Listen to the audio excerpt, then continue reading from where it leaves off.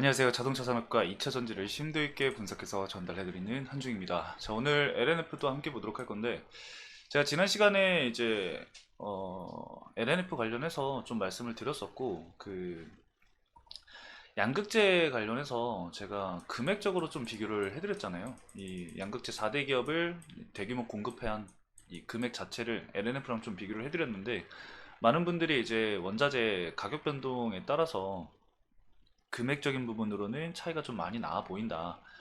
톤당으로 혹시 비교해 주실 수 있느냐? 약간 이렇게 궁금해 하시는 분들이 많더라고요. 그래서 제가 오늘은 이 대규모 공급을 금액적인 게 아니라 톤당으로 좀 비교해서 말씀을 드려볼 거고요. 제가 24년도 하반기가 좀 기대가 된다라고 제목을 가져왔는데, 결국에는 이 LNF가 이제 수익적인 측면, 영업이익이라던가 이런 부분에 있어서 1분기에는 사실상 좋지 않게 나올 수밖에 없거든요. 이거는 뭐 우리가 이미 다 알고 있는 사실이기 때문에. 그리고 이제 IR 담당자님도 이제 1분기에 저점을 기록을 하고 2분기부터는 회복세가 보인다라고 말씀을 하셨거든요. 그리고 이제 3분기에는 흑자를 낼 것이다. 이렇게 지금 전망이 되고 있는 상황이기 때문에 24년도 하반기가 우리가 좀 기대를 해볼 수 있는 부분들, 그리고 추후에 나올 수 있는 공급 기대감도 역시나 잔존하고 있기 때문에 LNF 같은 경우는 상반기보다는 하반기에 우리가 좀 집중을 해서 봐야 될 부분이다 라고 좀 말씀을 드릴 수가 있을 것 같아요. 그래서 해당 내용을 제가 잠시 뒤에 또 다 같이 말씀을 드려보도록 할 거고요. 그리고 제가 지난 시간에 LNF 관련해서 좀 말씀을 드렸잖아요. 박순혁 작가랑 이제 합방을 진행을 할 수 있다라고 말씀을 드렸었는데, 정말 많은 분들이 좀 싫어하시더라고요. 그래서 제가 이 부분에서 좀 말씀을 드릴 수 있는 게 뭐냐면은, 지금 여러분들이 이제 합방을 좀 반대를 하시는 게, 박순혁 작가가 이제 LNF에 대해서 좀 좋지 않게 또 얘기를 할까봐 그런 부분을 좀 걱정을 하시는 것 같은데, 제가 얘기를 좀 드리고 싶은 거는 오히려 좀 반대라고 좀 말씀을 드리고 싶어요. 왜냐면은 제가 이제 합방을 하는 이유가 LNF뿐만 아니라 이제 박순혁 작가가 여태까지 얘기했던 부분들과 좀 다른 부분을 제가 팩트를 기반으로 해서 좀 반박할 수 있는 내용들을 찾아서 얘기를 하려고 하거든요. 그래서 LNF에 대해서 이 8대 종목에 LNF에 들어가지 않는 이유에 대해서 막 얘기를 하셨었는데, 옛날에 그 부분에 있어서 가장 이제 많이 얘기가 나왔던 게 테슬라예요. 이제 테슬라 때문에 사실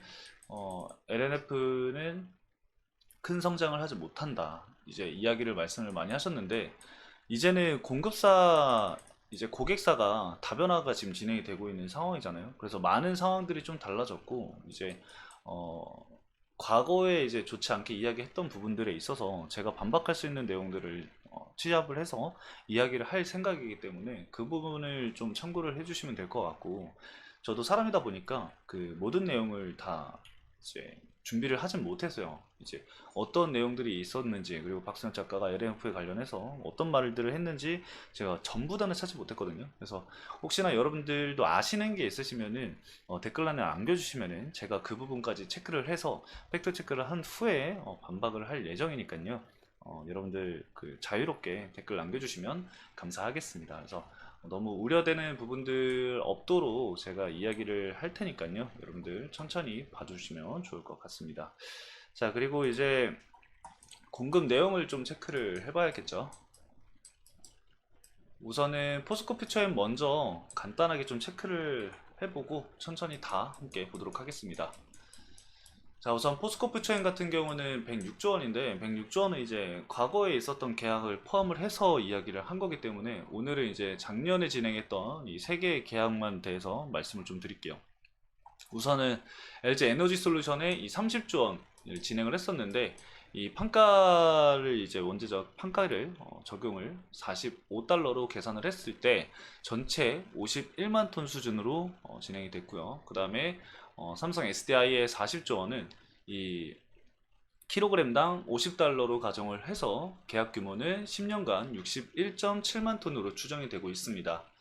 그리고 얼티엄셀 같은 경우는 이게 이제 GM과 합작한 이 캐나다 종속법인인 이 얼티엄캠의 납품을 진행을 하게 되는 거죠. 얼티엄 캠이 얼티엄 셀 대상으로 진행한 계약 내용이다 라고 보시면 될 것 같고, 대부분 이제 판가가 명시가 되어 있지는 않습니다. 그래서 당시 판가를 좀 체크를 해서 적용을 해서 보면은 한 44달러 정도로 가정을 할 수가 있고, 그렇게 되면은 22.5만 톤으로 추정을 할 수가 있습니다. 그래서 포스코 퓨처엠 같은 경우는 최종적으로 135.2만 톤이다 라고 보시면 될 것 같습니다. 자, 그리고 LG화학 같은 경우는 12월까지 총 24.7조 원 양극재 공급을 계약을 체결을 했습니다. 그래서 킬로그램당 31달러에서 32달러로 가정을 했을 때 대략적으로 60만 톤 정도로 추정을 할 수가 있고요. 에코프로비엠 같은 경우는 삼성 SDI와 44조 원의 대규모 공급 계약을 진행을 했죠. 그래서 판가 킬로그램당 40달러로 계산을 해봤을 때 84만 톤으로 추정이 됩니다. 이렇게 이제 이 판가가 킬로그램당 가격이 다 다른 이유는 여러분들도 아시다시피 이제 원자재 가격이 변동성이 있었잖아요. 그래서 그걸 고려했을 때 그 당시 계약 당시에 나왔었던 그런 가격대를 이제 감안했을 때 진행을 한 거니까 참고를 좀 해주시면 좋을 것 같습니다.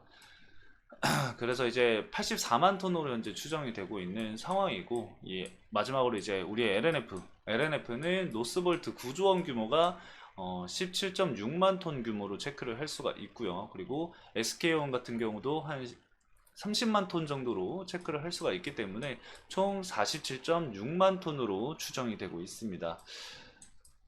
이렇게 돼도 사실 좀 차이가 어느 정도 있긴 합니다. 그래서 단기적인 부분으로 봤을 때는 우리가 LNF가 이걸로 이제 장기 공급 계약이 끝난 것으로 확인을 할 수가 있겠지만, 제가 24년도 하반기가 좀 기대가 된다라고 말씀을 드렸잖아요. 그거는 이제 이 LG 에너지 솔루션의 애리조나 공장향, 그리고 이 4680 배터리향 수주를 기대를 좀 해볼 수가 있을 것 같고, 근데 아마 LG 에너지 솔루션 쪽은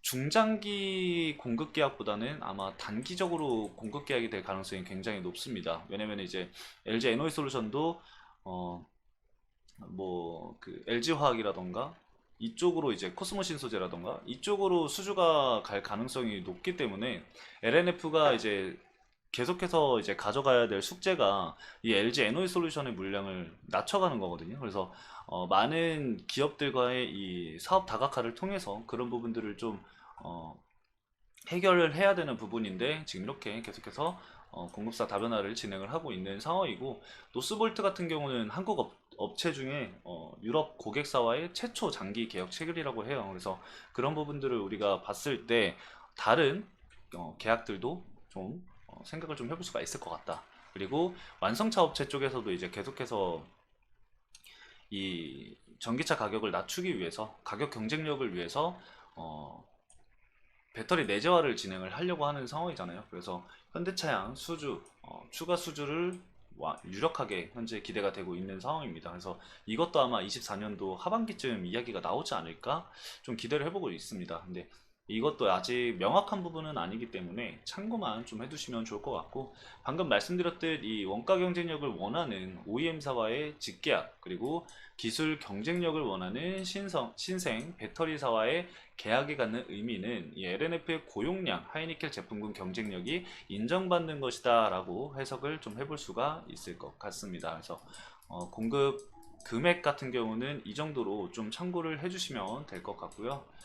그리고 위쪽에 좀 살펴보면은 LNF 같은 경우는 현재 70% 이상이 도급 구조로 되어 있습니다. 이거는 IR 담당자가 이야기를 한 내용이기 때문에 팩트다라고 팩트다라고 보시면 될 것 같고, 도급 구조가 아닌 30%에 대해서는 이 리사이클링이나 리튬 톨링 같은 사업으로 대체할 예정이라고 해요. 그래서 현재 그 재고자산 평가 손실이 나오는 것들은 이 도급 구조가 아닌 30%에서 지금 나오는 상황이기 때문에, 추후에 이제 뭐 리사이클링이라던가 리튬 톨링 사업을 이제 진행을 하게 된다고 한다면은 거기에 있어서의 이 물량들, 이 원자재 가격 변동성을 최소화할 수가 있겠죠. 그런 부분에 있어서, 그런 리스크에 있어서 최소화를 할 수가 있을 거고, 이 리튬 톨링 같은 경우는 6천억을 현재 투자를 진행을 해서 수산화 리튬 생산 시설을 구축을 할 예정이라고 합니다. 이거는 작년에 나왔던 부분이죠. 23년도 11월부터 1차 투자를 시작을 해서 28년까지 오타가 있네요. 가지가 아니라 까지 순차적으로 진행할 계획이다 라고 보시면 될 것 같고, 리튬 톨링 사업 같은 경우는 이 탄산 리튬을 수산화 리튬으로 전환하는 사업이라고 여러분들 생각을 해주시면 돼요. 이제 보통 탄산 리튬 같은 경우는 LFP 배터리에 이제 들어가는 리튬이라고 보시면 되고, LFP 배터리에 탄산 리튬이 들어가고, 수산화 리튬 같은 경우는 우리나라에서 사용을 하는 이 삼원계 배터리에 들어가게 됩니다. 이 삼원계 배터리는 여러분들이 아시다시피 뭐 NCM, 뭐 NCA 이런 배터리에 들어가는 거겠죠. 그래서 참고를 좀 해주시면 될 것 같고, 해당 공장은 이 경상남도 하동군의 이 대송산업단지에 부지 3만 평의 연간 2만 톤 규모의 수산화 리튬 생산 시설을 구축할 예정이라고 합니다. 그래서 이것까지 참고를 해주시면 좋을 것 같습니다. 자, 간단하게 이제 공급 금액이라던가 이런 부분들은 이렇게 좀 체크를 해두시면 좋을 것 같고요. 앞으로 우리가 지켜봐야 될 부분들은 너무나도 명확하죠. 이제 고객사를 다변할 수 있는 이 완성차 업계에 공급을 진행을 하게 되는지, 이 현대차의 납품을 진행을 하게 되는지, 그런 부분들을 우리가 좀 지켜볼 필요가 있겠고요. 차트를 보시면은 사실 뭐 오늘 크게 변동성은 사실 없습니다. 그래서 마이너스 2.75% 정도 이제 하락을 하고 있지만, 시장 자체가 2차전지 관련주들이 그렇게 좋은 흐름을 보이고는 있지는 않습니다. 오늘 대체적으로 좀 조정을 받으면서 1%에서 2% 정도 조정을 받고 있는 모습들인데, 무난하게 흘러가고 있다라고 보시면 될 것 같습니다. 수급적인 측면도 사실 뭐 크게 그렇게 달라진 부분이 없기 때문에 따로 얘기를 드리진 않겠습니다. 그래서 오늘 아직까지는 물량을 좀 소화해 나가는 과정이고, 그리고 최근까지 이 저점을 높여가는 이런 가격대들을 우리가 계속해서 체크를 해볼 필요가 있고, 저점은 높아지는데 고점도 현재 낮아지고 있는 상황이잖아요, 사실.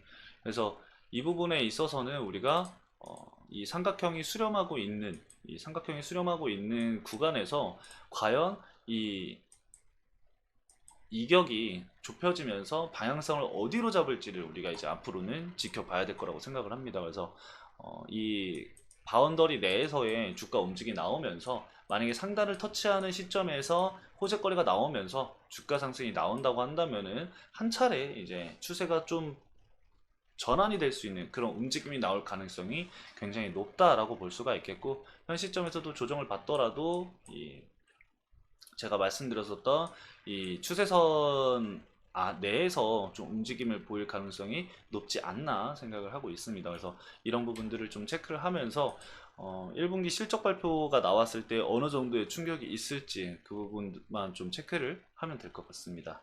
이제 5월 달에 이제 이 실적 발표가 나올 텐데, 실적 발표가 나온 이후에 추가적인 변동이라던가 이런 부분이 있다고 한다면은 제가 또 말씀을 드려볼 거니까요. 참고해 주시면 좋을 것 같습니다.